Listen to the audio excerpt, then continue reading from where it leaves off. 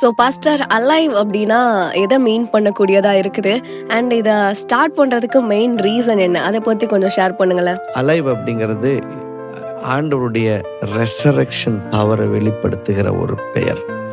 I love that. பரிசுத்த ஆவியானவர் உங்கள் மேலே வரும் பொழுது, அப்போஸ்தலர் நடபடிகள் 1:7, நீங்கள் பலனடைந்து you will receive power and you will become my witnesses. எனக்கு சாட்சிகளாக மாறுவீங்க.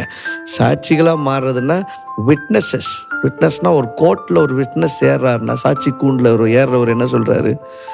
அவர் பார்த்தது, ஆமாங்க இப்படி ஒன்று நடந்துச்சுங்க, நான் பார்த்தேங்க, அதுதான் ஒரு சாட்சி.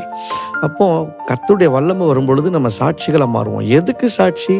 1வது அதிகாரத்தில் ஜீசஸ் அதை சொல்கிறார். 2வது அதிகாரத்தில் அப்போஸ்தலனாகிய பேதுரு ப்ரீச் பண்ண ஆரம்பிக்கும் போது சொல்கிறாரு, இந்த மரித்த இயேசுவை பிதா 3ஆம் நாள் உயிரோடு எழுப்பினார், அதுக்கு நாங்கள் சாட்சிகளாக இருக்கிறோங்கிறார். ஏன்? என் கண்ணால் பார்த்தங்க, அவர் உயிரோடு இருக்கிறார்.